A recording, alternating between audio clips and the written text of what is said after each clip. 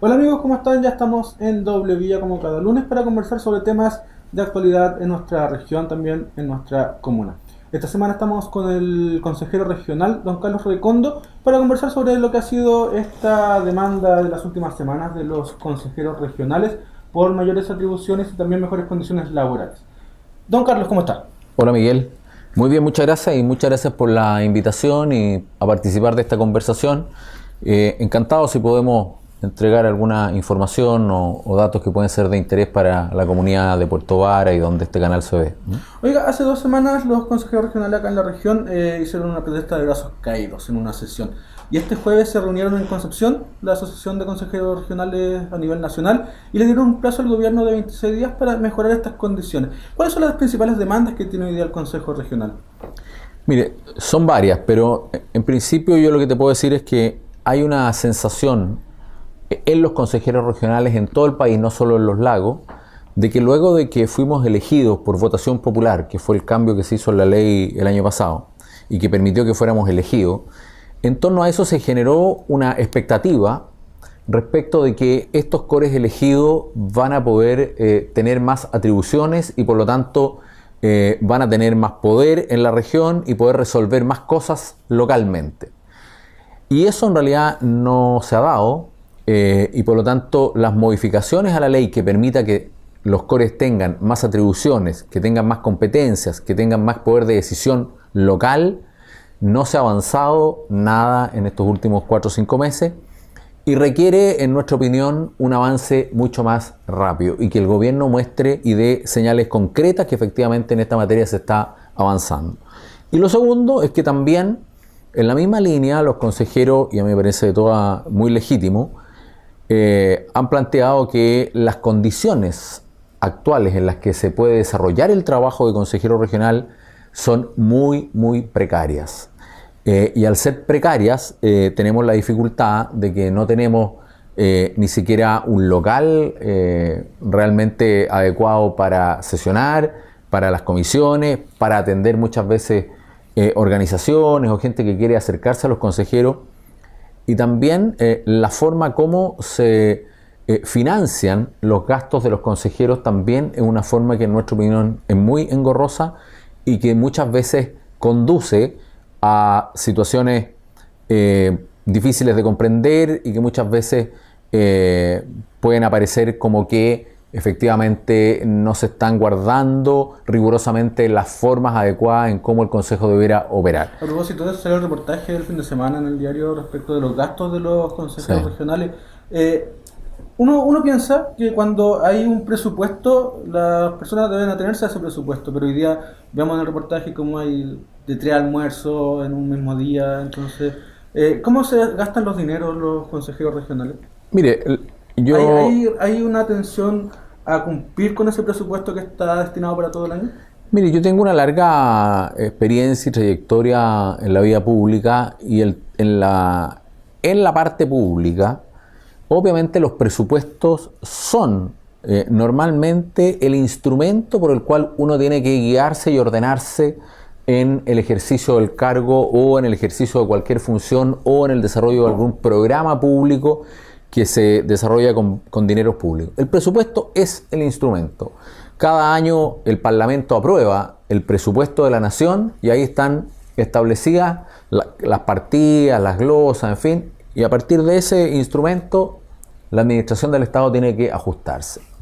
Es cierto, en el Consejo Regional aparentemente se terminó los recursos para financiar los gastos de traslado, los gastos de alimentación, los gastos de alojamiento, que por ley se le deben reembolsar a los consejeros cuando concurren a sesiones de trabajo fuera del lugar central de la sede. ¿Hay desprolijidad en ese gasto de recursos? Yo creo... ¿Son pocos los recursos? Porque ya estamos a 5 meses del año y... Yo creo que hay de las dos cosas. Yo creo que aquí, además se mezclaron en el reportaje, yo hice una carta, mandé una carta al director haciendo una crítica al reportaje, porque creo que el reportaje no tiene una preocupación por el tema institucional, sino que apunta muy particularmente a algunos consejeros que aparecen gastando más.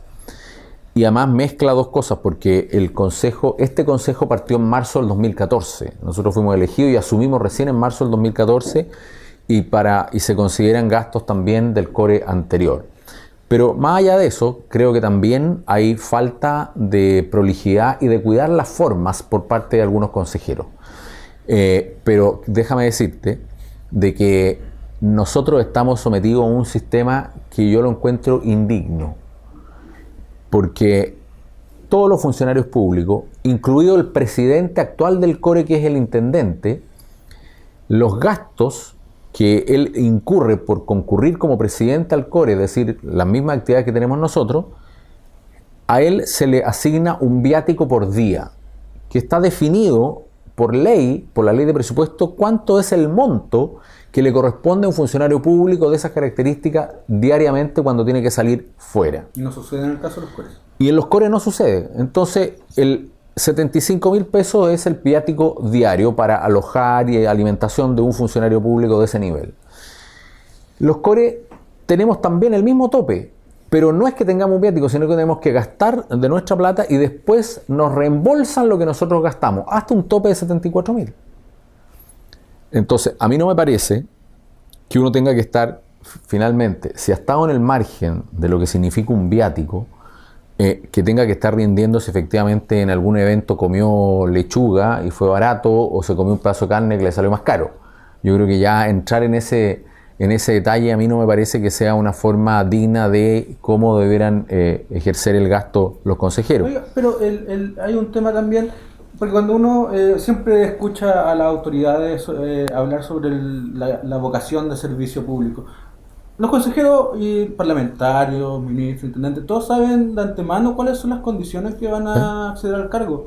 ¿Por qué hacer este reclamo sobre más recursos para...? No, lo que pasa es que nosotros lo que estamos planteando es que debiéramos tener un trato, la forma, cómo se nos asignan los dineros para gastar en el concurrir a nuestras sesiones, debería ser mediante el viático. Deberíamos tener asignado la posibilidad de un viático. Cuando hay una sesión en Quellón, en que uno tiene que ir, alojar, estar 2 días allá, regresar, tiene que ir a almorzar en alguna parte, bueno, cada consejero tendrá un viático de tanto por día y eso le tiene que alcanzar para sus gastos. Esa es la forma que estamos pidiendo. Nos parece que es mucho más transparente, es mucho más claro y no habría este problema de tener que andar cuidando que las boletas no se te vayan a perder. Yo estoy de acuerdo contigo que tenemos que ser cuidadosos en que el marco presupuestario es 1 y nosotros no podemos llegar y ponernos a gastar más allá del marco presupuestario. ¿Qué va a pasar en los siguientes 5 meses que quedan del año? No lo sé, y yo te doy como un dato particular. A mí hay recursos que el core me debe, porque yo he financiado desde mi bolsillo viajes a Hornopirén, o el viaje a Chaitén, en fin, y cuando fui a entregar que me rindan, no hay plata. Porque hay consejeros que tienen dedicación exclusiva como consejeros. Hay consejeros que tienen dedicación exclusiva y yo espero que puntualmente el problema que tenemos de aquí a fin de año se resuelva. Dicen que hay una fórmula que vieron con el Ministerio de Hacienda, particularmente con la Dirección de Presupuesto, que se podría suplementar en esa parte para poder concluir los 4 meses o 5 meses del año que aún restan. Porque hay consejeros regionales que también plantean un aumento de dieta. Y esto tiene mucha relación también con lo que se está discutiendo hoy día a nivel parlamentario también sobre la disminución de la dieta parlamentaria, más ahora que vienen más parlamentarios, se supone, con la reforma del sistema binominal. Y se ha planteado toda una discusión en torno a eso, de que si las dietas son muy altas, son muy bajas para el nivel de desarrollo del país. ¿Usted cree que es el momento de discutir en serio sobre los ingresos que reciben las autoridades de nuestro país, tomando en cuenta que están muy lejanos de lo que es el sueldo mínimo actualmente? Y la gente muchas veces piensa que un parlamentario puede ganar 12 millones de pesos. Yo tengo la mirada de haber sido 20 años parlamentario y ahora estar en el Consejo Regional. Respecto a los ingresos de los parlamentarios, que es una discusión pública que es muy odiosa en términos generales o que le molesta mucho a la ciudadanía, a mí me parece que los parlamentarios que son representantes de la ciudadanía deben tener un ingreso que les permita ejercer su cargo con dignidad. ¿Cuánto es eso? Podemos discutirlo.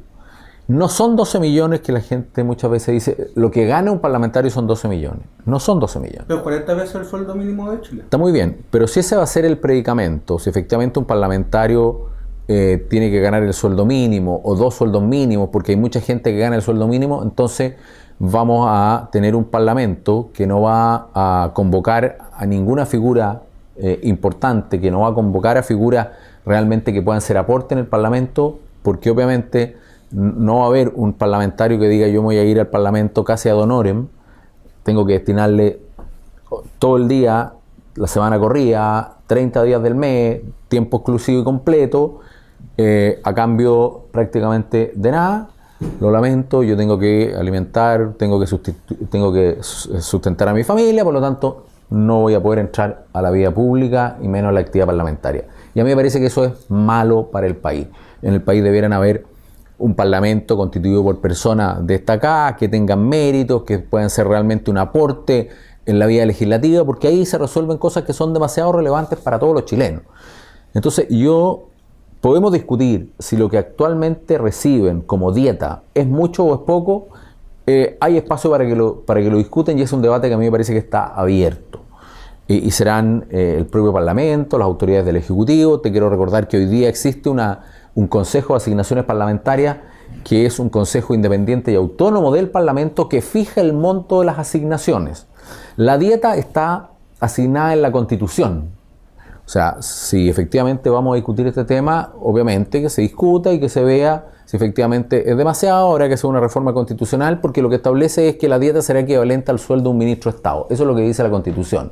Y el sueldo de un ministro de Estado es el que hoy día recibe como dieta el Parlamento. Oiga, a propósito de los parlamentarios y los CORE, cuando se aprobó esto, el tema de la elección directa por sufragio popular de los consejeros regionales, también usted me contaba que quedaron muchos proyectos detrás de esto, se apuró mucho el tema de la elección de consejeros y quedaron finalmente sin atribuciones, sin recursos para funcionar. Entonces, ¿de qué manera esto es un avance a la descentralización? Porque más que descentralización, algunos dicen que es democratización solamente, porque se eligen los CORE con las mismas atribuciones que tenían antes, las mismas mínimas atribuciones que tenían antes. Bueno, tú has dado en un punto que es muy central. El CORE está, de alguna manera, la creación del gobierno regional y de este consejo regional ahora elegido, que pasamos a ser representantes de los ciudadanos.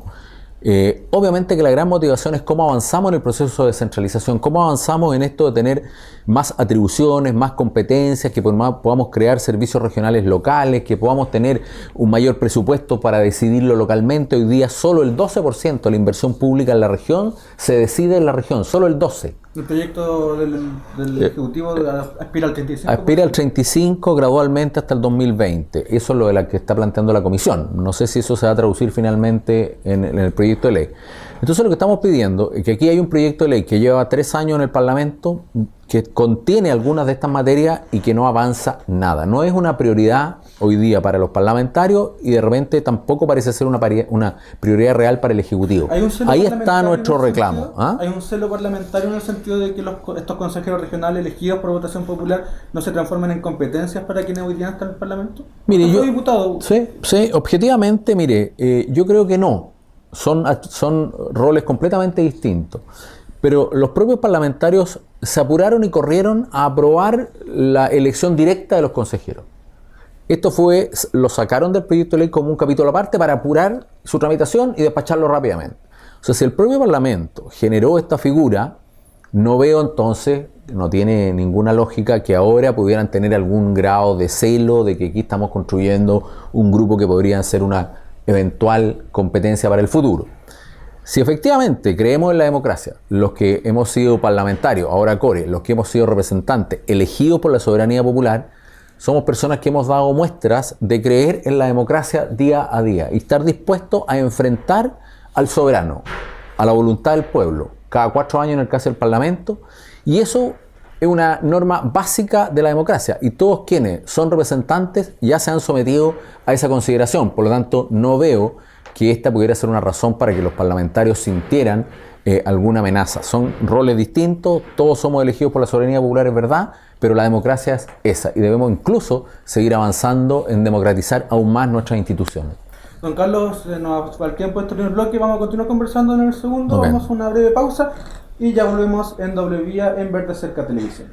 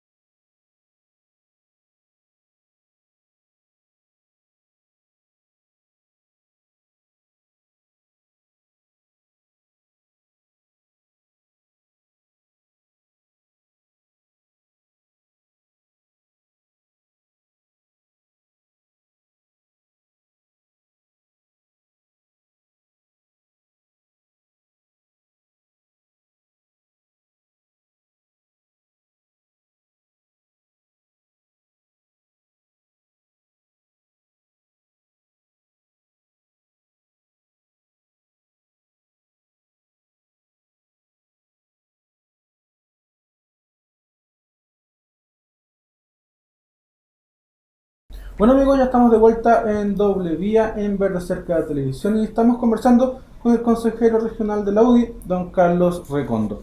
Don Carlos, conversábamos sobre este proyecto que hay para reformular a los CORE o para generarle mayores atribuciones y también mejores condiciones laborales.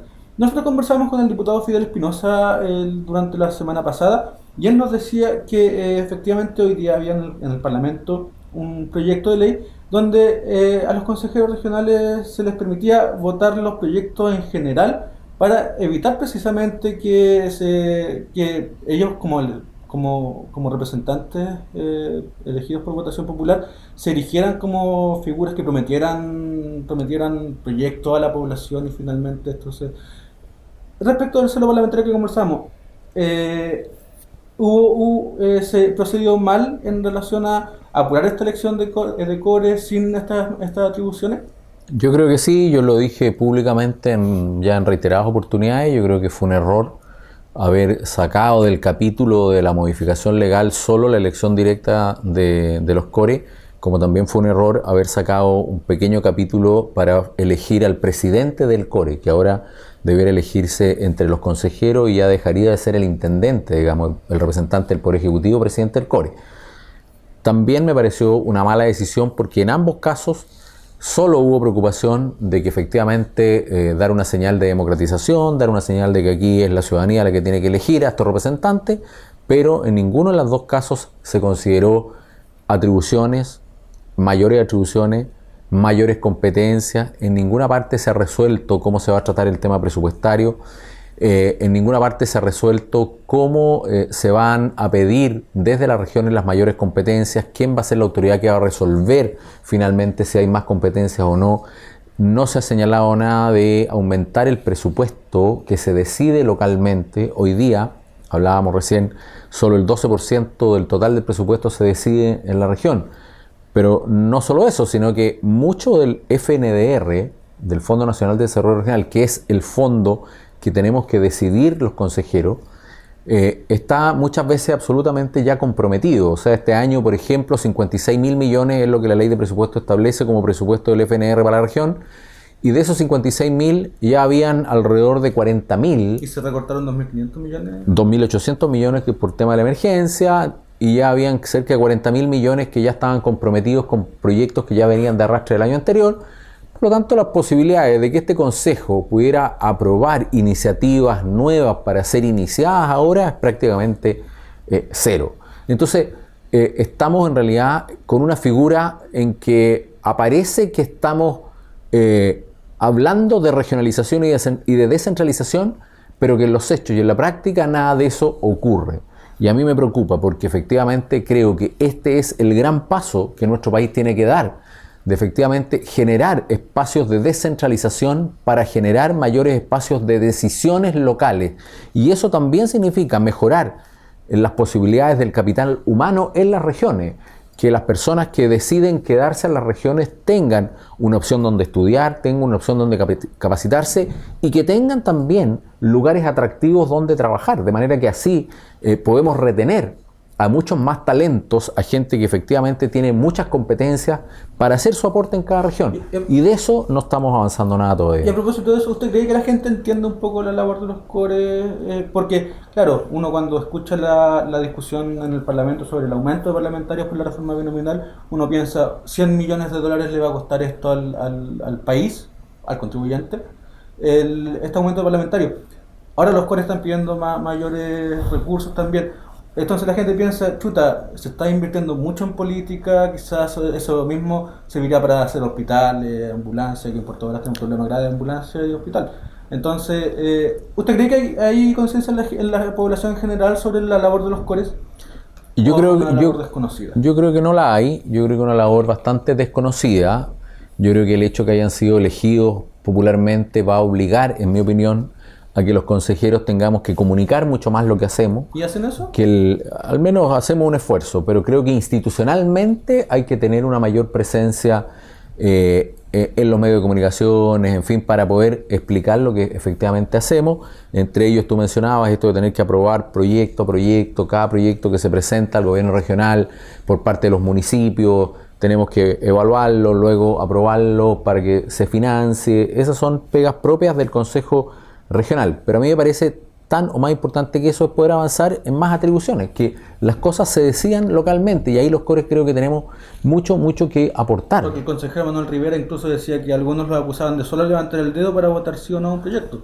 Bueno, es probable que mucha gente no esté debidamente informado, pero yo creo que por la falta de atribuciones, por la falta de competencias, probablemente estamos hoy día reducidos a tener que aprobar estos proyectos que el intendente nos presenta.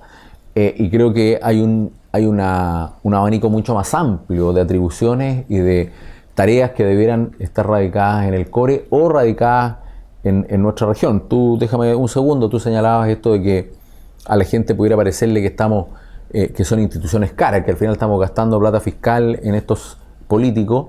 Bueno, el punto es que la democracia, lamentablemente, la democracia es cara. El ejercicio de los cargos de representación para los cuales tú eres elegido, en todos los países del mundo, la democracia tiene un costo efectivo en dinero. Y por lo tanto, por eso que nosotros tenemos esta responsabilidad tan grande de prestigiar la actividad pública, prestigiar la actividad política, prestigiar la actividad de consejero, que la gente conozca en detalle qué es lo que nos corresponde hacer, cuál es la carga de trabajo que tenemos, cuáles son los compromisos que tenemos que asumir. Que la gente los vea y los conozca con claridad, porque la gente obviamente que yo creo que prefiere siempre elegir a sus autoridades, quiere que los que están representando ahí sean la interpretación genuina de la soberanía popular, de los ciudadanos. Eso es lo que la gente creo que valora. También eso significa un mayor costo en algunas cosas. O sea, tener un consejo regional, tener mayores competencias, tener profesionales de mayor nivel, es más caro, obviamente, pero creo es más caro, pero es la forma como los países han logrado su desarrollo y es la forma como las democracias se desarrollan. Chile también es uno de los países que más paga a sus parlamentarios, a sus autoridades en el mundo. Sí, está bien. Estamos hablando de los consejeros y este es un capítulo aparte. Hoy día estamos viendo cómo se presenta por parte, y ahí hay donde me parece una contradicción, donde hay un proyecto de ley para terminar con el sistema electoral binominal, que lo presenta el gobierno, se juega mucho el gobierno en tratar de eliminar el actual sistema y cambiarlo por un nuevo sistema como está tramitando hoy día, pero ese sistema significa elevar de 120 diputados a 150 diputados y elevar de 38 a 50 los senadores.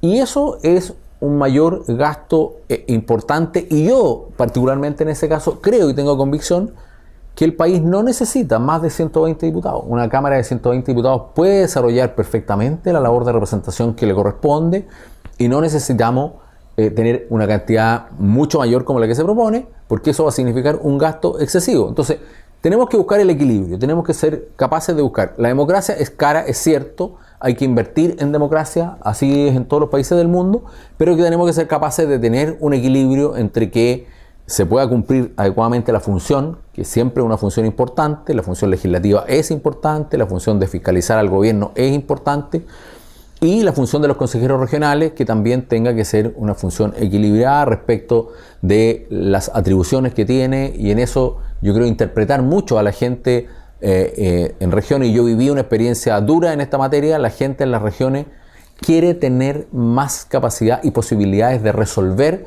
y de decidir localmente, en la política, en lo económico, en lo administrativo, en todas las áreas. A propósito de eso, hay una comisión de centralización en estos momentos que está trabajando y cuyas propuestas ya se han lanzado.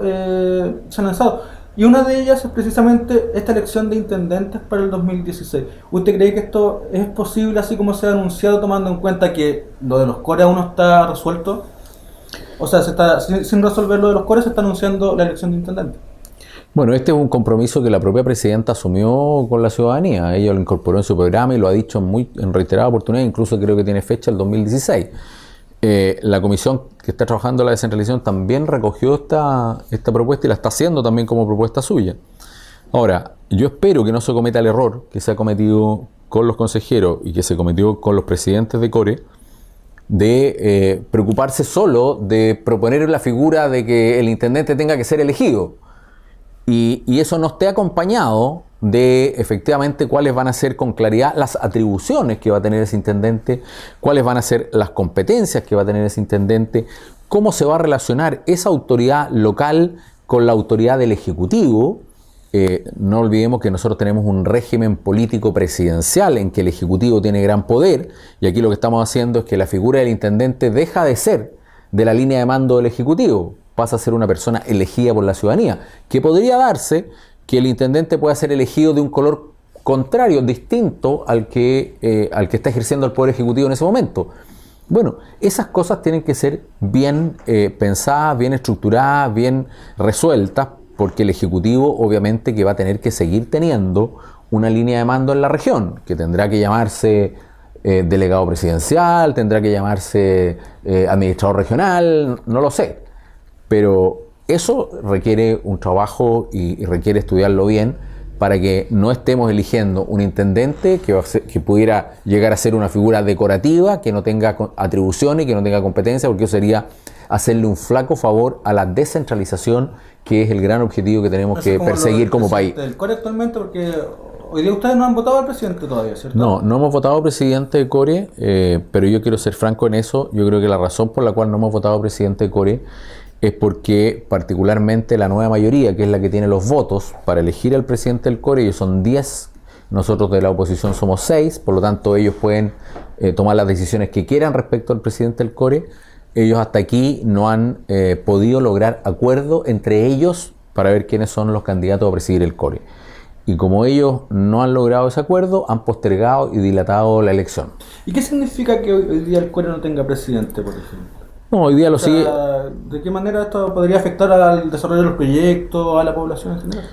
Yo creo que hoy día el presidente del CORE es el intendente y por lo tanto sigue ejerciendo las mismas atribuciones que tiene y que ha tenido, y si sigue como presidente del CORE, entonces le van a derivar las mismas atribuciones que tienen los presidentes del CORE. En eso no veo mayores dificultades. La dificultad que yo veo es al revés, es que cuando asuma el nuevo CORE, presidente de CORE, el intendente tiene la posibilidad incluso de dejar de asistir a las reuniones de CORE. Y a mí me parece que un presidente de CORE elegido sin atribuciones prácticamente va a desvalorizar mucho la función del Consejo Regional, porque prácticamente va a ser un consejo que tenga nula iniciativa o muy poca iniciativa. Va a seguir dependiendo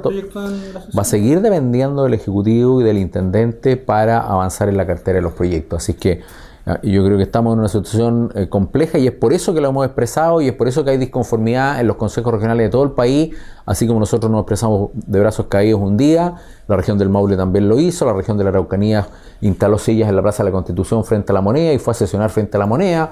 En fin, han habido reclamos por esta situación que nos parece que no puede continuar de esa manera, y eso requiere agilizar los cambios legislativos para que el CORE efectivamente sea un consejo regional con poder, con atribuciones, con competencia. Oiga, el plazo que le dieron a la subdelegación del gobierno es el 26 de septiembre, anunciaron movilizaciones si esto no se apuraba en esa fecha.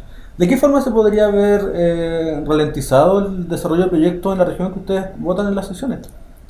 O sea, ¿podría afectar a la población en la movilización que pretenden hacer? No, nosotros mire, la realidad, y lo hablamos hace un rato, es que en esta región lo que nosotros veamos, hoy día estamos sesionando como CORE, mañana tenemos plenario en Purranque, los proyectos que podamos aprobar mañana en el CORE no se van a ejecutar hasta el primer semestre del próximo año. Por lo tanto, ningún proyecto que pasa por el CORE hoy día tiene así una urgencia de decir, si lo dejamos de aprobar, significa que no van a poder empezar las obras la próxima semana. Eso no es así. La gente tiene que tener claro, aquí hay un desfase, aquí el presupuesto está bastante comprometido, como dijimos, con proyectos que ya vienen en ejecución. Por lo tanto, lo que tengamos que aprobar hoy día es una cartera de proyectos que va a quedar ahí en espera, aunque esté aprobado por el CORE, en espera a que haya disponibilidad de recursos para poder ejecutarlo. Y eso, de acuerdo a la cantidad de proyectos que ya tenemos comprometidos, cualquier aprobación de hoy es pensar que en los primeros 8 meses recién del próximo año podrían empezar a ejecutar. O sea, no afecta a la ciudadanía efectivamente estas movilizaciones, porque el que no aprobemos un proyecto un día no significa que estamos atrasando la ejecución del proyecto. ¿Se podría llegar a una paralización de los CORE? Se podría llegar a una paralización de los CORE, eso va a depender de la voluntad también del Ejecutivo y del Gobierno, si está dispuesto a avanzar en estas materias que la gente reclama con mucha prioridad. Y se puede porque, o sea, al ser representante electo, que para es como extraño, no recuerdo alguna situación parecida. Claro, es extraño, pero mira, decir paralización está dentro de nuestras facultades también. Nosotros nos podemos autoconvocar, podemos, eh, y así que asimilarlo a una paralización, yo creo que es una movilización para expresar una disconformidad respecto de la velocidad con la cual el Ejecutivo está llevando adelante estas promesas de cambio que finalmente no, y que son muy importantes para las regiones. Y a mí me parece perfectamente legítimo que los consejos regionales intenten apurar esto. Yo tengo la experiencia de parlamentario de 20 años, los temas de descentralización, lamentablemente, tengo que decirlo con mucha transparencia, no son temas prioritarios en el Parlamento. Todos los candidatos y todos los presidentes asumen diciendo que van a... Así es, y por eso como yo siento que en este caso la presidenta Bachelet anticipó en todos sus discursos que el proceso de descentralización era algo que a ella le importaba, tanto que lo representó emblemáticamente con la elección de intendentes, como mostrar que efectivamente que hay voluntad de seguir avanzando, es que queremos pedirle a la presidenta que ejerza ese liderazgo, ese poder que tiene para avanzar realmente en esto de la descentralización y que podamos ir cada vez más en las regiones siendo más autovalentes, siendo más autónomos, con capacidad de decidir localmente y que no nos sigan imponiendo situaciones desde el nivel central. Don Carlos, se nos acaba el tiempo. Muchas gracias por estar con nosotros. Muchas gracias a Miguel, muchas gracias a usted, ha sido realmente un agrado y espero que de alguna manera hayamos podido también informar de mejor manera a la gente para que sepa efectivamente cuáles realmente las atribuciones y las competencias y la función de los consejeros regionales. Muchas gracias, Miguel. Muchas gracias a usted. Y bueno, amigos, como cada lunes los dejamos invitados para la próxima semana para conversar también con interesantes invitados respecto a la actualidad local. Por su atención, muchas gracias y hasta pronto.